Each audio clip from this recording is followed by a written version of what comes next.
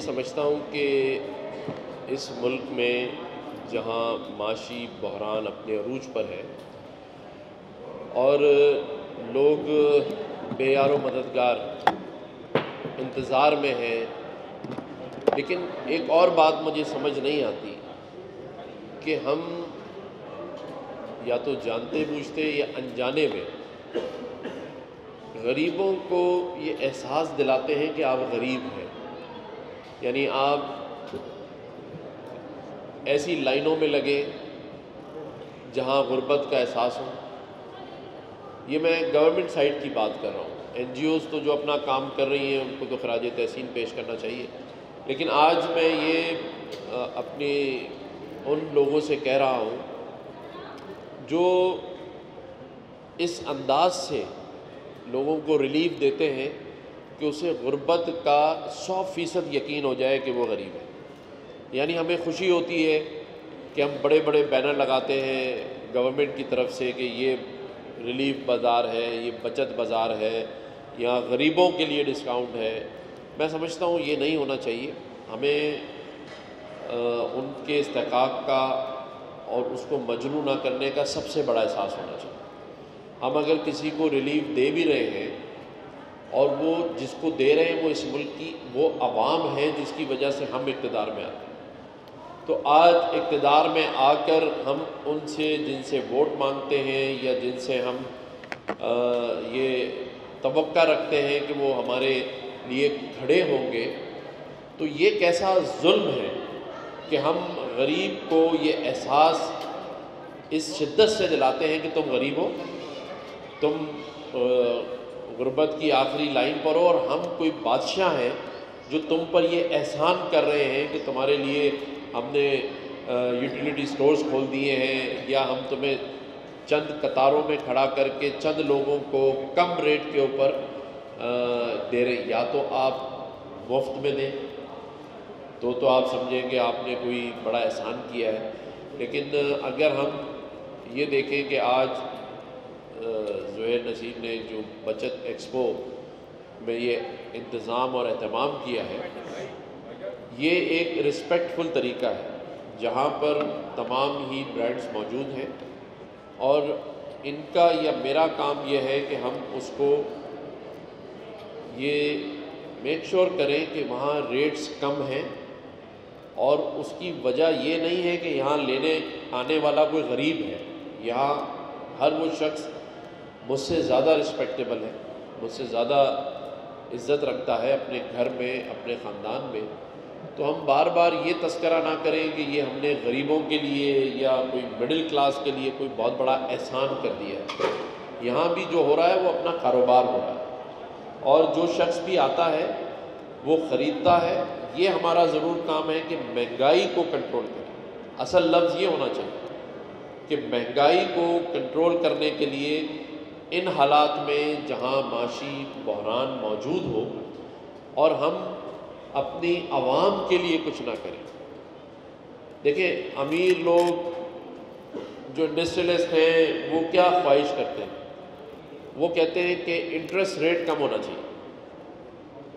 ہر meetings میں یہی بات کرتے ہیں، لیکن کبھی آپ نے یہ سنا ہے کہ حکومت یہ کہہ رہی ہو کہ ان غریب بزنس مینوں کے لیے ہم نے انٹرسٹ ریٹ کم کر دیا؟ نہیں، وہاں پہ تو انٹرسٹ ریٹ اپنا حق سمجھ کے کم کروایا جا رہا ہے، اور گورنمنٹ کہتی ہے کہ جی ہم نے بزنس مینوں کے لیے، انڈسٹریلسٹ کے لیے ریلیف دیا ہے کہ انٹرسٹ ریٹ کم کریں، لیکن میں سمجھتا ہوں یہ لفظ ہدف ہونا چاہیے پاکستان کی ڈکشنری سے کہ جہاں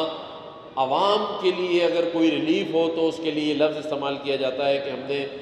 مڈل کلاس کے لیے، غریبوں کے لیے بڑا کوئی احسان کر دیا ہے۔ تو یہ احسان نہیں ہے، یہ ہمیں ریلیف دینا ہے، یہی حکومتوں کا کام ہوتا ہے کہ عوام کو ریلیف دیا جائے جو ان کا حق ہے۔ جیسے ایک بڑے صنعت کار کا اس ملک پہ حق ہے کہ وہ اپنے انٹرسٹ ریٹ کو کم کرائے، بجلی کے نرخ کم کرائے، گیس کے نرخ کم کرائے، تو اگر غریب کو غریب کہہ کے بار بار اس کی تذلیل کی جا رہی ہے، اگر میں یہ کہوں کہ غریب کو غریب ہماری حکومتی پالیسی نے تو بنایا ہے، ورنہ آج ایک عام آدمی جب ملک سے باہر جاتا ہے تو وہ 2-4-5 سال میں امیر کیسے بن جاتا ہے؟ کیونکہ وہاں حکومتیں اس کو عزت دیتی ہیں اور اس کو مواقع فراہم کرتی ہیں جو کہ ہم نے نہیں دیے ہیں۔ میں یہ سمجھتا ہوں کہ اگر آج بھی ہم عزم کر لیں، اور میں زبیر نصیر صاحب یہاں کھڑے ہیں اور یہ میری بات کی تائید کریں گے، ورنہ یہ نہ کر دیں، اگر ہم پرائیویٹ سیکٹر میں بھی یہ عہد کر لیں کہ ہم نے کراچی ایئرپورٹ سے لے کر سی وی یو تک اور سینٹرل میں حیدری تک اگلے 5 سالوں میں 100 بلڈنگز بنانی ہے، 100 منزلہ، کیوں نہیں بن سکتی؟ آج اگر ہم عہد کر لیں تو 5 سال میں یہ 100 بلڈنگیں بن سکتی ہیں، اور اگر یہ 100 بلڈنگیں بننا شروع ہوں گی تو آپ کو ہر قسم کی ملازمت اچھے پیسوں پہ اس شہر میں میسر ہوگی۔ جب آپ دبئی اترتے ہیں تو آپ یہ 2000 بلڈنگیں دیکھتے ہیں، آپ ملیشیا اترتے ہیں تو 2000 بلڈنگیں ہیں، دبئی میں 2000 بلڈنگیں ہیں، استنبول میں 2000 بلڈنگ۔ تو میرے شہر میں جو معاشی ہب ہے پورے پاکستان کا، جہاں پر اگر عمار کے اندر اپارٹمنٹ لینے جائیں تو 20 کروڑ روپے کا ہے، تو اگر یہ 100 بلڈنگیں بنیں گی تو یہ 2 کروڑ کا ملے گا۔ تو اس پر ہم نے کام کرنا ہے، اور میں سمجھتا ہوں کہ یہ پاسبل ہے، اور اس کو بھی میں گورنر انیشیٹو کا نام دوں گا۔ پرائیویٹ سیکٹر کے بلڈرز کو میں بلاؤں گا، ان کے ساتھ بات چیت کروں گا اور ان کو کہوں گا کہ کم ریٹ کے اوپر لوگوں کو رہائشی منصوبے دیں، جس طرح یہاں آج بچت ایکسپو ہے، اسی طرح کم ریٹ پر اگر زیادہ بلڈنگز بنیں گی تو لوگوں کو رہائش بھی سستی ملے گی۔ ہم نے کام کرنا ہے، ہم نے اس شہر کو، اس صوبے کو ترقی دینی ہے، اور یہ ممکن ہے۔ آج کوئی چیز ایسی نہیں ہے جو ناممکن ہو۔ ہم زرعی ملک ہیں، پورا سندھ جو ہے ہمارے پاس زمینیں ہیں، اگر ہم کسانوں کو، کاشتکاروں کو صحیح بیج، صحیح فیسلٹیز دیں تو آپ کی کراپ جو ہے وہ بہترین ہو سکتی ہے، 4 گنا ہو سکتی ہے، 5 گنا ہو سکتی ہے۔ تو یہاں پر اب سلسلہ، جس طرح ہم نے گورنر ہاؤس میں آئی ٹی کا انیشیٹو لیا، اللہ تعالیٰ نے کمپلیٹ کروا دیا۔ آج 50,000 نوجوان بچے بچیاں گورنر ہاؤس میں پڑھ رہے ہیں، آپ میڈیا گواہ ہے۔ گورنر ہاؤس کے دروازے رمضان المبارک کے لیے آج کھلے ہوئے ہیں عوام کے لیے، میڈیا گواہ ہے۔ گورنر ہاؤس سے راشن ڈرائیو آج تک ہو رہی ہے، میڈیا گواہ ہے۔ آج میں آپ کے سامنے یہ اعلان کر رہا ہوں کہ اس شہر کی ڈیولپمنٹ کے لیے میں کام کروں گا، اور انشاءاللہ تعالیٰ اگلے 3 سے 5 سال میں ہم 100 منزلہ 100 بلڈنگیں بنائیں گے۔ اسی طرح سے جو انڈسٹری ہے جو کہ ختم ہوتی جا رہی ہے، آج میں جس انڈسٹریلسٹ کے ساتھ بیٹھتا ہوں اس کی بہت ساری مجبوریاں ہیں،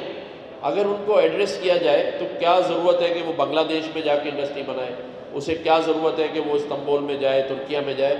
اسی شہر، اسی صوبے میں انڈسٹری بھی لگے گی، عمارتیں بھی بنیں گی، زراعت پر بھی کام ہوگا۔ اور مودی کا یہ جو بھارت کا وزیر اعظم ہے، جو اس نے ابھی 3 دن پہلے بیان دیا ہے کہ مجھے دوبارہ ووٹ دو کیونکہ میں نے 5 سال کے اقتدار میں پاکستان کو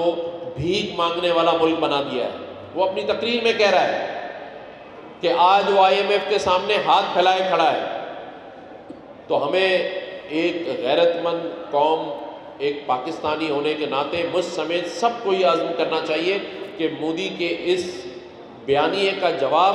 پاکستان میں ترقی کر کے دینا ہے،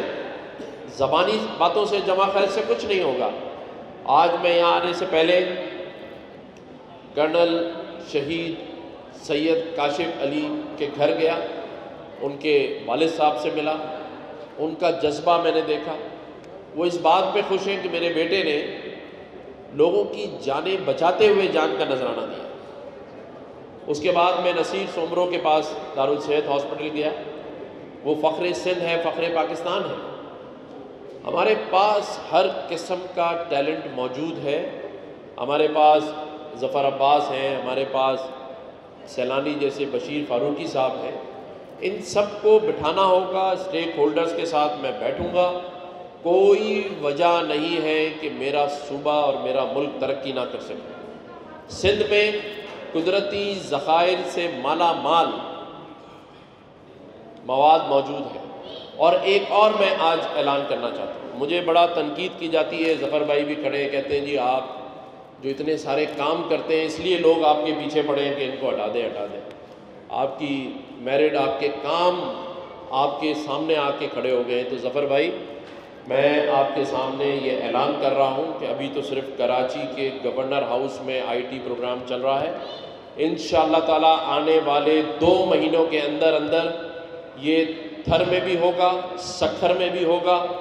یہ نواب شاہ میں بھی ہوگا، لاڑکانہ میں بھی ہوگا اور حیدرآباد میں بھی ہوگا۔ انشاءاللہ تعالی آئی ٹی کی تمام کلاسز ان تمام شہروں کے اندر میں شروع کرنے جا رہا ہوں۔ اور ہمیں گورنمنٹ سے کچھ نہیں چاہیے، جس طرح اس 50,000 بچوں کو ہم جو $8,000 کا کورس کروا رہے ہیں فی بچہ، اور 50,000 آن سائٹ پڑھ رہا ہے، 4.5 لاکھ آن لائن پڑھ رہا ہے۔ صرف یہی کہوں گا کہ روک سکو تو روک لو۔ عوام کے لیے دن اور رات کھڑا رہوں گا، اور انشاءاللہ تعالی اللہ تعالیٰ کی ذات پہ مجھے امید ہے کہ ہم آئی ٹی سے ہی اس صوبے سندھ کو اس پاکستان میں آئی ٹی کا صوبہ بنائیں گے۔ یہ شہر کراچی آئی ٹی سٹی بنے گا، اور یہاں ہر پڑھا لکھا نوجوان بچہ بچی آئی ٹی کے کورسز کرے گا اور اس پاکستان کو معاشی بحران سے نکالے گا، اور میں ان سب کے ساتھ شانہ بشانہ کھڑا ہوں۔ شکریہ۔